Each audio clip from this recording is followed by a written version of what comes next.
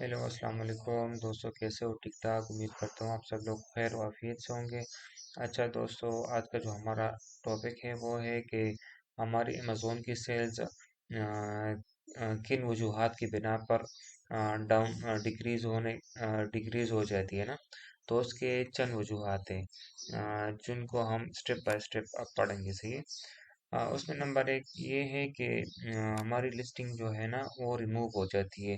और तो लिस्टिंग किस तरह रिमूव होती है? बाज़ औक़ात हम एक प्रोडक्ट को लाइव करते हैं तो हम किसी कंपटीटर के जो लिस्टिंग होती है ना, मतलब उसका जो टाइटल होता है, बुलेट पॉइंट्स होते हैं और उसकी डिस्क्रिप्शन जो वगैरह होती है ना, उसको हम एज इट देते हैं ना।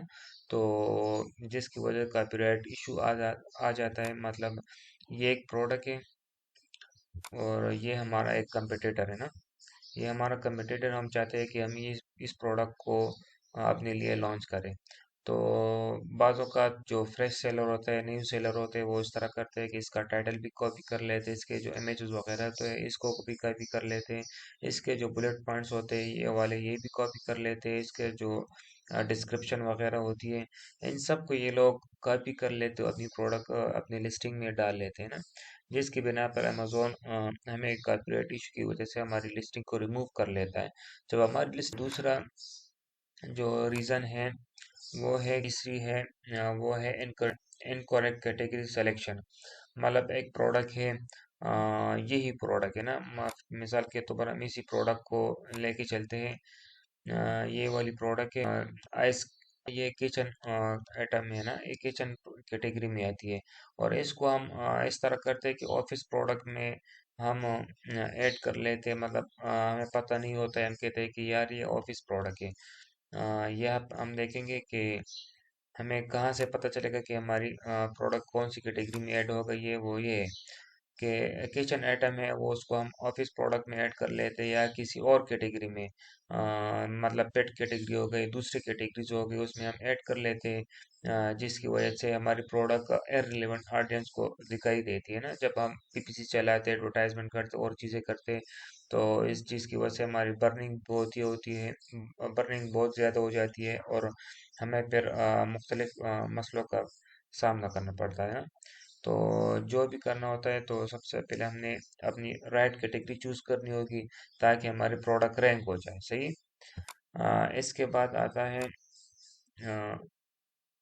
B S R.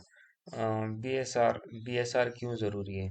B S are इसलिए ज़रूरी है कि जितनी हमारी ज़्यादा सेल्स होगी उतना हमारा बी एस आर कम होगा। जब हमारा बी एस आर कम होगा तो जाहिर सी बात है हमारे रैंकिंग पे असर पड़ेगा ना। मतलब इस प्रोडक्ट का जो बी एस आर है वो एक है जो इस कैटेगरी में है ना।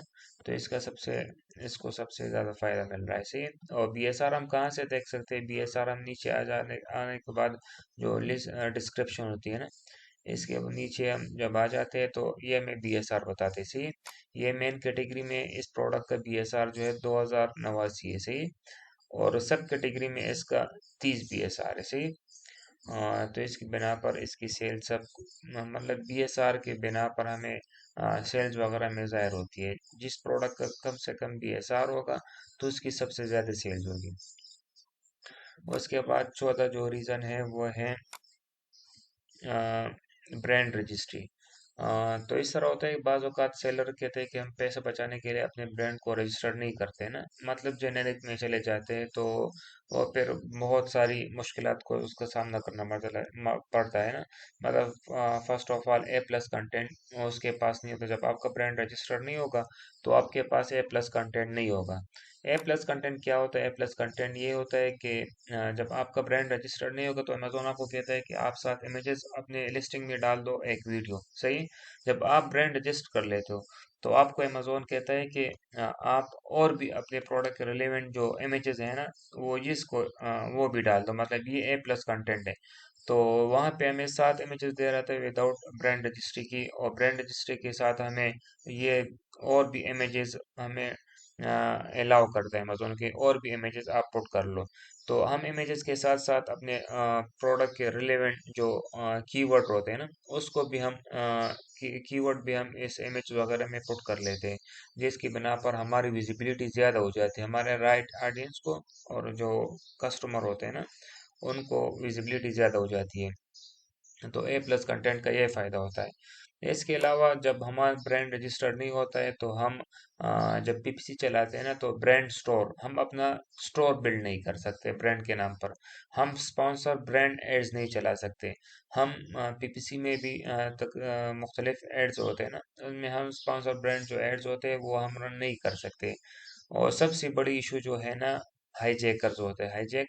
हाईजैकर कौन होते हैं? हाईजैकर वो होते हैं कि अ, हमने ये प्रोडक्ट लाइव कर ली और ये हमारी प्रोडक्ट ब्रांड रजिस्टर्ड नहीं है।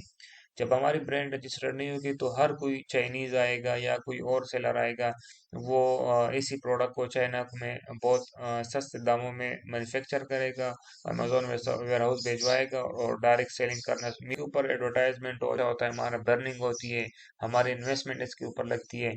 और जब एक हाईजैकर आता है तो वो बिना किसी अप्रूवल के वो हमारे प्रोडक्ट के साथ मीटू कर लेते हैं और अमेजोन फिर उनको भी सेल्स वगैरह देते हैं। तो सबसे पहले ये ज़रूरी है कि हमने अपने ब्रांड को रजिस्टर करना बहुत ज़रूरी है। सही। इसके बाद आते हैं एडवर्टाइजमेंट इशू।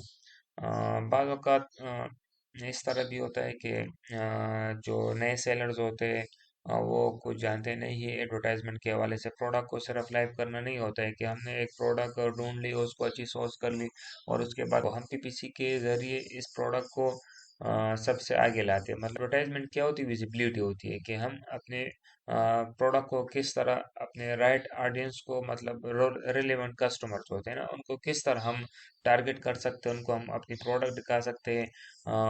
पीपीसी के की बाज़ औक़ात हम कीवर्ड्स के ज़रिए भी अपने कस्टमर को टारगेट कर सकते हैं। अपने जो हमारे जो कंपटीटर्स हैं ना, हमारे जो कंपटीटर हैं इनको भी हम टारगेट कर सकते हैं, जिनसे हमारी प्राइस थोड़ी सी कम है या और जिसके इमेजेस का ख़राब होते हैं उनको भी हम टारगेट कर सकते हैं। पीपीसी के ज़रिए हम कैटेगरी को भी टारगेट कर सकते हैं, मतलब हमारी एक किचन कैटेगरी है ना, इन सारे किचन कैटेगरी को हम टारगेट करके हम अपने प्रोडक्ट को विजिबल विजिबल कर सकते हैं। सही। इसके बाद आता है सीजनल प्रोडक्ट। हमने इस तरह नहीं करना होता है कि हम बस जो भी प्रोडक्ट हमें मिले उनको हम लाइव करें। हमने जो भी प्रोडक्ट लाइव करना होता है तो हम उसके जो सीजनल होते हैं ना, हमने उस प्रोडक्ट को देखना होता है कि यार ये प्रोडक्ट सारा साल चलेगी कि नहीं। ये सीजनल प्रोडक्ट मतलब अगर 3 महीने इसकी सेल होगी फिर 9 महीने इसकी सेल्स नहीं होगी तो ये सीजनल प्रोडक्ट होती है। मतलब हम 3 महीने तो हम पैसे कमा लेंगे, उसके बाद फिर हम क्या करेंगे? फिर हम वैसे ही बैठे रहेंगे। तो इससे बेहतर है कि हम इस तरह की प्रोडक्ट देख लें जो सारा साल चले। सही है ना, कि हम सीजनल प्रोडक्ट वगैरह लाइव ना करें। सही है, इसको अवॉइड भी करना चाहिए। इसके बाद आता है बाय बॉक्स। बाय बॉक्स क्या होता है? मतलब हमारी एक प्रोडक्ट है, हमने उसको ब्रांड रजिस्टर नहीं किया हुआ है ना, जिस तरह मैंने आपको कहा है कि ब्रांड रजिस्टर जरूरी है ना, हमने उसकी ब्रांड रजिस्टर नहीं करवाई हुई है और हम इसको लाइव कर लेते हैं। जब लाइव कर लेते हैं तो इस तरह बाज़ औक़ात इस तरह सेलर्स आते हैं कि वो विदाउट अप्रूवल के हमारे प्रोडक्ट के साथ मीटू कर लेते हैं और फिर वो भी वही प्रोडक्ट सेल आउट करता है। तो अमेज़न कभी हमें हमें सेल देता है, जब बाय बॉक्स उनके पास होता है तो उनको सेल देता है। और बाय बॉक्स मतलब किस तरह किस बिना पर बाय बॉक्स अमेज़न देता है? बाज़ औक़ात अगर हमारी प्राइस एक हाईजैकर की प्राइस हमसे कम है, उसके इमेज, तो अमेज़न उनको भी कोशिश करते हैं कि उनको भी सेल चली जाए। सही। इसके बाद नेगेटिव रिव्यू। तो जब हमारी प्रोडक्ट लाइव हो जाती है ना तो उसके बाद हम कोशिश करते हैं ना कि हमें ज़्यादा से ज़्यादा रिव्यूज़ मिल जाए, हमें से ज़्यादा रेटिंग मिल जाए। रिव्यू और रेटिंग का क्या फ़ायदा होता है कि इससे हमारे कस्टमर, जो नए कस्टमर होते हैं ना, उनका ट्रस्ट फैक्टर हमारे ऊपर बहुत पड़ता है कि यार इस प्रोडक्ट को पहले भी कस्टमर्स वगैरह ने बाई किया है, उन लोग क्या रिव्यू है, उनने क्या रेटिंग दी है। अगर हमारे प्रोडक्ट के रिव्यूज़ अच्छे होंगे तो इसका मतलब है कि हमारी सेल्स भी अच्छी होगी। अगर हमारे रिव्यूज़ ख़राब आना शुरू हो जाएंगे तो इससे हमें बहुत ज़्यादा मसला होगा। मतलब ये देख लें, नीचे आ जाएंगे, इसकी ये रेटिंग है। सही है, इस प्रोडक्ट की देखें, ये 4.6 है, बहुत अच्छी रेटिंग है इसकी। सही है। और रिव्यू हम कहाँ से देखेंगे? रिव्यू हम नीचे डिस्क्रिप्शन के बाद जब आ जाएंगे ना, तो हमें ये यहाँ पे रिव्यू आ जाए नज़र आ जाएंगे हमारे प्रोडक्ट के लिए में। देखें,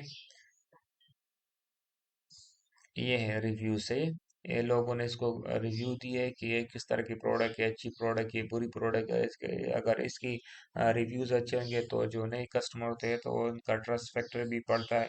वो कहते हैं कि यार प्रोडक्ट अच्छी है, लोगों ने पहले भी बाई की है, वो लोग अच्छे एक साथ अच्छा एक्सपीरियंस हुआ है ना, तो वो भी बाय करने शुरू कर लेते हैं। इसके बाद ये देखिए इसकी रेटिंग भी देती है, देखिए किसी कितनी अच्छी, यहाँ से रेटिंग का पता चलता है, मतलब 5 में से 4.7 आउट ऑफ 4.7 रेटिंग है, सही है ना। तो ये चीज़ें इनको अपने जहन में रखकर इस तरह की जो मिस्टेक्स वगैरह होती है ना, इनको हमने अवॉइड करना होगा। और हमने इस तरह की कोशिश करना है कि ये वाली चीज़ हमें अवॉइड करो और हम सेल्स गेन करें, सही है। बहुत बहुत शुक्रिया दोस्तों।